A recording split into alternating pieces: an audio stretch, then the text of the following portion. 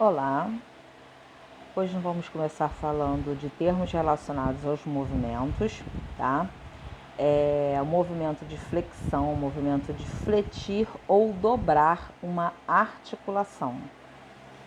Extensão, estender ou retificar uma articulação.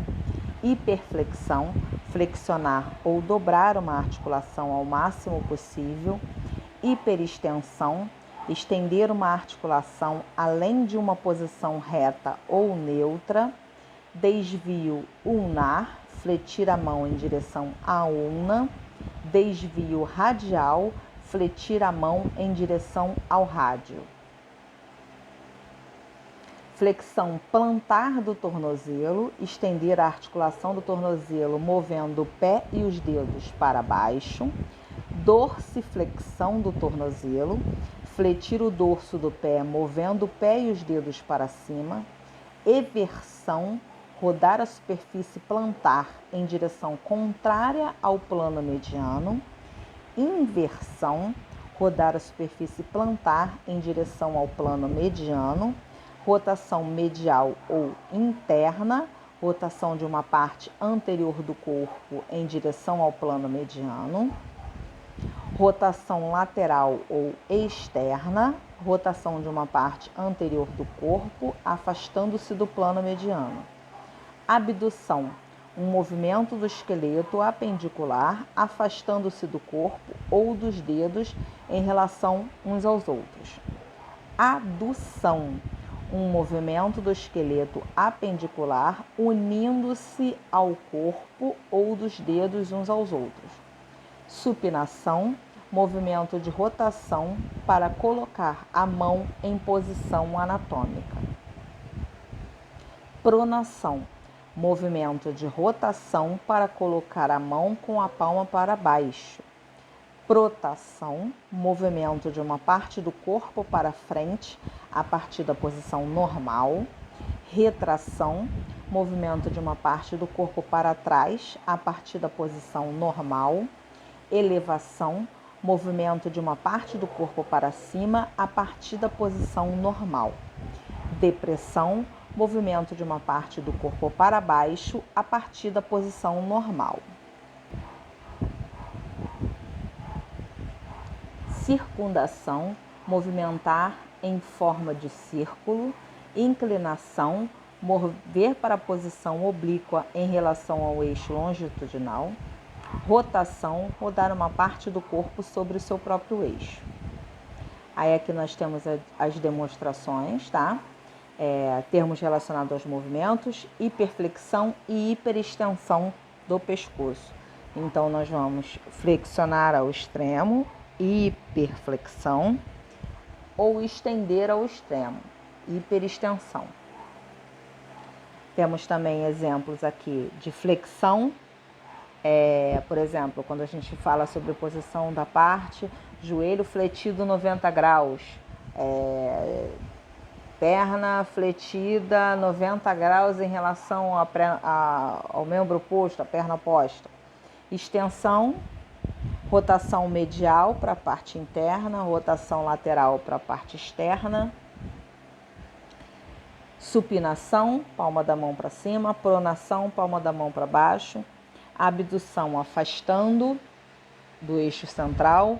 Adução, aproximando do eixo central. E aqui nós temos os critérios gerais de avaliação, tá? O objetivo do técnico não deve ser fazer uma radiografia passável ou diagnóstica, na qual estejam evidentes apenas patologias óbvias, mas sim produzir uma imagem ótima que possa ser avaliada por um padrão definível. Uma radiografia abaixo do nível ótimo pode ser considerada passável se os fatores de exposição forem suficientes para resultar uma imagem meramente diagnóstica, mas pode demonstrar desleixo com a técnica, com os marcadores, com a centralização ou com a colimação. Também pode haver outros descuidos, tais como não estar alinhado com o eixo longitudinal do filme ou distorções desnecessárias pelo posicionamento impróprio do foco objeto filme. Então, nós temos a obrigação de ter bem nítido que nós não podemos fazer simplesmente uma radiografia, dá para passar, para quem tá bom, não vou repetir não que estou com preguiça, quem vai ver não sabe mesmo, não vai fazer diferença.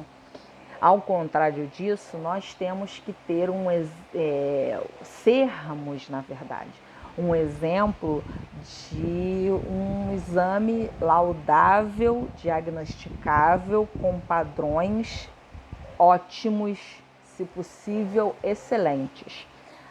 A gente entende que temos muitas variáveis que vão influenciar no resultado final do nosso exame, mas pelo menos as variáveis que são totalmente dependentes do operador, que elas estejam dentro do padrão, tá? Porque a gente primeiro tem que pensar na seguinte situação: nós estamos oferecendo um diagnóstico para um paciente que veio à procura deste, a fim de restabelecer a sua saúde. É o primeiro ponto e um dos mais importantes. O segundo ponto é: nós fornecemos a imagem em cima da qual vai ser fornecido um laudo técnico dado pelo radiologista da patologia que nós demonstramos ou não. Então, se nós não dermos uma imagem de qualidade, uma imagem laudável, pode acontecer de alguma patologia se passar mascarada, desapercebida, porque nós não fornecemos uma imagem dentro dos padrões de qualidade e o diagnóstico não vai ser dado. Então, a gente pode pensar até que em cima do nosso erro, outros erros poderão ser cometidos. E aí vai aquela cascata de situações, tá? E isso não é uma coisa simples de errei, todo mundo erra, acontece. Por quê? Quando você erra ocasionalmente, é totalmente aceitável, um erro aconteceu, ok. Se você infelizmente aquele profissional em que você tem uma sequência de erros rotineiros, você passa a não ser mais o profissional que vai ser referenciado na hora da solicitação. E ao contrário do que se imagina, você ser o profissional que é descartado quando algo vai ser solicitado, você não está levando vantagem em relação aos outros. Pelo contrário, você está saindo muito prejudicado em relação aos outros. Porque não é atitude de esperto fazer errado para não ser solicitado. A atitude do esperto é aquele que é lembrado quando se precisa que seja feito algo de muita qualidade. Então, a gente precisa ter sempre em vista de que o nosso trabalho tem que ser o melhor possível. Temos sim que nos destacar por sermos os melhores no que fazemos, porque nós temos um diagnóstico nas nossas mãos. E o diagnóstico depende totalmente da imagem que nós vamos fornecer ao médico, tá? Precisão do posicionamento. A precisão do posicionamento inclui, primeiro, a colocação correta da parte a ser demonstrada sobre o chassi, de forma que toda a anatomia a ser visualizada esteja dentro das bordas colimadas e não irradie partes desnecessárias. Por exemplo, é uma situação que, de certa forma, chega a ser até um pouco comum. Eu tenho um filme... eu só tenho o chassi 35x43, que é o maior de todos. E o médico me solicitou uma radiografia de mão. Eu vou fazer um monte de incidências para encher o chassi todo com a imagem. Depende. Por quê? Eu não posso esquecer que todas as incidências que eu estou fazendo são irradiações ao paciente. O paciente está recebendo radiação em cada incidência que eu realizo. Então, às vezes, é melhor eu fazer uma colimação e realizar apenas as incidências que foram solicitadas pelo médico e caso haja uma necessidade de uma realização de incidências complementares, aí sim eu realizo as incidências, tá? Eu tenho que tomar cuidado com, já vou colocar logo tudo aqui, que aí o médico já vê logo tudo, se tiver alguma coisa ele vê. Eu não posso esquecer que eu estou fazendo aquelas incidências ali, vamos supor que você faça 5, 6 incidências. E eu não sei se aquele paciente vai para um centro cirúrgico para ser exposto à radiação novamente, se esse paciente vai se internar e vai ter uma sequência de exposições para a realização das rotinas diárias da internação. Então, nem sempre o excesso é válido, tá? São situações que precisam ser avaliadas para a gente poder saber a real necessidade de o que a gente vai fazer. A gente não pode também esquecer que a gente está trabalhando com radiação e com exposição do paciente. Então, a gente precisa ter controle das nossas ações, tá? Tem que ser tudo calculado, tem que ser tudo planejado, tudo projetado para o que a gente vai fazer. Não pode também, o famoso pega a metralhadora, aperta o gatilho e vamos atirar para todos os lados. Não pode ser assim também não, tá? Quando nós temos o posicionamento radiográfico, uma das estruturas, das situações em que a gente mais vai ter dificuldade de alcançar um padrão é na identificação da radiografia, tá? Por quê? Porque a gente tem um local certo para a colocação da identificação, a gente tem um padrão de identificação, tá? A gente tem situações ao longo do tempo em que não tem identificação, coloca-se uma moeda, ou então escreve-se com uma caneta para retroprojeção, e a gente precisa ter cuidado com isso. Por quê? Nós estamos nessa situação também demonstrando o nosso padrão. Você imagina um radiologista vai pegar uma radiografia para laudar e ele vê que a identificação radiográfica daquela radiografia, na qual ele vai colocar o carimbo dele na descrição diagnóstica, foi identificada com uma moeda ou foi identificada com uma caneta retroprojetor. Quando você coloca a identificação com a caneta, você pode ter escolhido um lado aleatório e você escreveu a identificação. Como é que você tem certeza que o lado em que está escrita a identificação é realmente o lado de identificação?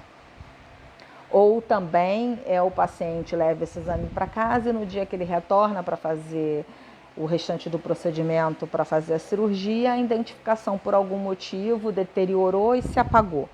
Não está mais legível. A gente tem a data, a gente tem o número de localização, de realização do exame, muitas das vezes de forma até, acho eu, melhor, um número que identifica o profissional que realizou essa radiografia, para que possa ser totalmente identificável o passo a passo daquela radiografia realizada. Então, quando você tem a forma padrão, que é utilizando o numerador para identificar a radiografia, qualquer outra forma que você utiliza para identificar, perde o padrão, perde um pouco da padronização e começa a ficar mais de qualquer jeito, não fica bonito. Quando sai do padrão, não fica bonito, tá? Então, nós temos aqui uma identificação no tórax, percebem-se que ele está bem fora da estrutura anatômica, tá? A gente vai falar de numerador depois, numa aula separada, tá? Rotação. Eu tô com um problema com essa palavra. A precisão do posicionamento requer que a parte que está sendo radiografada seja corretamente posicionada, de forma que a incidência ou posição específica realizada visualizará a parte do corpo precisamente conforme planejado. A técnica radiográfica e o movimento do paciente durante o exame também são fatores que influenciam na qualidade radiográfica. Exemplo: bebês, crianças pequenas, pessoas com algum tipo de problema neurológico, que não conseguem compreender perfeitamente as instruções, pacientes alcoolizados, pacientes desacordados, pacientes inconscientes, são pacientes que normalmente a gente não consegue passar toda a orientação de forma compreensiva para que eles colaborem com o posicionamento. Então a gente precisa tomar muito cuidado quando a gente posiciona o paciente. Um exemplo: pacientes idosos, pacientes alcoolizados, crianças pequenas, crianças excepcionais, pessoas excepcionais. Se a gente posicionar eles primeiro e depois for para trás do biombo, decidir qual é a técnica que a gente vai colocar, resolver se coloca essa ou aquela, aí bate um papinho com a pessoa que está ali junto com a gente, às vezes sempre tem alguém junto com a gente ali fazendo o exame com a gente, qual técnica a gente vai colocar. Esse tempo que eu estou decidindo qual é a técnica que eu vou colocar, o que eu vou fazer, o que eu vou decidir, o corpo do paciente idoso já cansou. O paciente alcoolizado já ficou curioso, querendo saber o que você vai fazer. E muitas das vezes a criança pequena está horrorizada, porque quando ela vai ao hospital, ela toma injeção. Então, esse tempo que eu estou perdendo ali atrás do biombo, que eu me distraí e não prestei atenção no posicionamento do paciente, já foi suficiente para ele sair da posição e eu perder o meu padrão de imagem, tá? Às vezes é uma rodadinha que ele dá com a cabeça para fora da posição, uma relaxada, apoia o corpo em só uma das pernas, joga o quadril para o lado, relaxa um pouquinho o braço, ele já sai da posição, tá? Então o ideal é eu já deixar tudo pronto. Por último, eu posiciono o paciente para ir para trás do biombo, disparar o raio-x e finalizar, tá? Porque eu tenho paciente que está com dor, eu tenho paciente que não aguenta ficar muito tempo em pé. Eu já vi situação de paciente desmaiar durante a realização do exame, que não é uma coisa que demora muito tempo. E o paciente pode bater com a cabeça na estativa, bater com a cabeça no chão, bater com a cabeça na mesa do exame, porque a gente não sabe toda a situação que envolve o paciente ali. Então, às vezes, o paciente está se sentindo muito mal, a gente coloca ele na posição, pede para respirar fundo, prender a respiração, quando ele solta o ar já foi o suficiente para ele desmaiar. Tá? Então, primeiro a gente prepara tudo, centraliza o raio central, bota tudo certinho, depois que está tudo ok, tudo certinho, a gente posiciona o paciente, vai para trás do biombo e faz o disparo, tá bom? Identificação radiográfica. A identificação de uma radiografia deve ter, no mínimo, a data e o número do paciente. Antigamente a gente tinha um livro em que no primeiro dia do ano a gente iniciava no número e ia numerando todos os exames realizados, tá? Atualmente, de forma digital, é feito de acordo com a ficha que é aberta do paciente, e isso vai depender de serviço para serviço, tá bom? Mas no mínimo tem que ter a data e o número do paciente, porque esse número, alguns locais colocam o prontuário do paciente, é muito eficiente desse jeito, porque cada paciente tem um prontuário. Então a possibilidade de ter uma radiografia trocada diminui bastante, tá?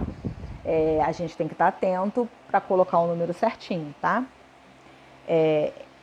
Por exemplo, você tem um serviço em que tem 15 técnicos.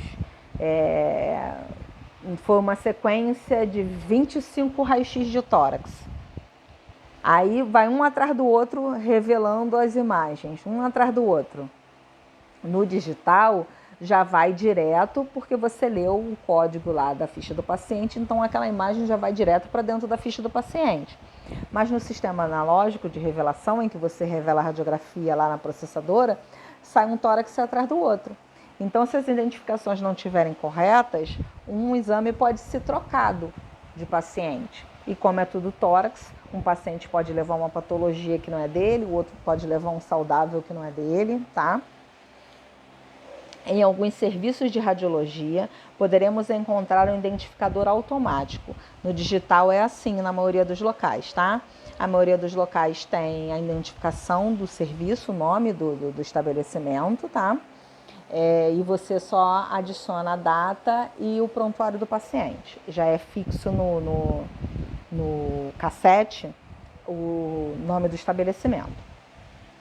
Este dispositivo requer um chassi especial que contém uma janela em um dos cantos, protegida por uma janela de chumbo que mantém virgem aquela parte do filme para posterior marcação.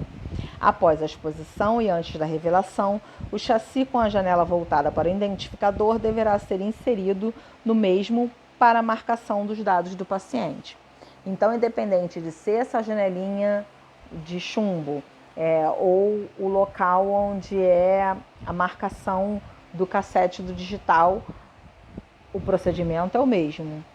O numerador voltado para o lado direito do paciente. Em PA quando o paciente está em PA, em AP quando o paciente está em AP. E tem procedência para extremidades, que a gente vai falar depois, tá? Uma identificação correta diz que o numerador deve estar à direita do paciente ou da parte a ser radiografada, e à esquerda no momento de observação de uma radiografia. Então, é aquela frasinha que a gente escuta desde os primórdios da radiologia. É da direita de quem faz e na esquerda de quem vê. AP, numerador em AP, à direita do paciente ou da parte a ser radiografada. Se for em ortostática, na parte superior do chassi. Em decúbito, na parte inferior do chassi. PA, numerador em PA, à direita do paciente ou da parte a ser radiografada. Se for em ortostática, na parte superior do chassi. Se for em decúbito, na parte inferior do chassi. Salvo algumas exceções. Por exemplo, vou realizar um exame de um paciente de leito. Muitas das vezes, se eu colocar esse numerador na parte inferior, quando eu proceder à colocação e à retirada do chassi, o meu numerador, a minha identificação, pode ficar presa nas roupas de cama do paciente, embolar e acabar ficar em cima da estrutura que precisa ser visualizada. Ou até mesmo eu perder o meu numerador misturado na roupa de cama do paciente, até no próprio corpo do paciente, tá? Então, muitas das vezes, no leito, é colocado o numerador na parte superior, tá? Para que seja evitada essa situação de sobreposição ou de você perder a identificação, mas é colocado em AP, tá? E o médico que solicitou, ele sabe que aquele exame específico é de um paciente de leito, então não precisa ter a demonstração de que você coloca o numerador em cima para o médico saber que foi em ortostática e você coloca o numerador embaixo para o médico saber que foi em decúbito. Um paciente de leito não é necessário isso, porque ele tem ciência de que o paciente é de leito, tá? Lateral ou perfil, esquerdo ou direito, numerador em PA, do lado direito do chassi, na visão do operador. Se for em ortostática, na parte superior, em decúbito, na parte inferior do chassi.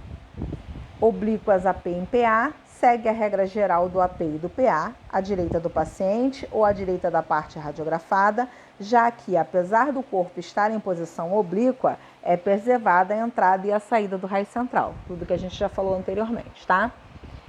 Localização da entrada e da saída do raio central é que identifica se é PA ou AP, tá bom?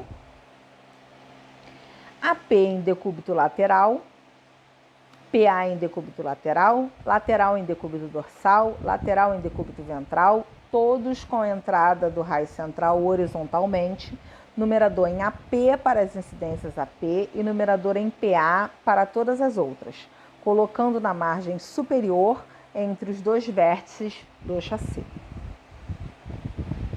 Observação. Esta colocação se deve a fato de mostrar ao médico a posição de decúbito em que o paciente estava no momento da radiografia. Posição do numerador na radiografia de tórax em ortostática com o paciente AP e PA. Essa demonstração serve também para o posicionamento oblíquo AP e PA. Posição do numerador na radiografia de tórax em perfil esquerdo. O identificador segue a mesma orientação da incidência em PA. Aqui nós temos a demonstração, tá? Isso aqui nós vamos falar depois, numa outra oportunidade.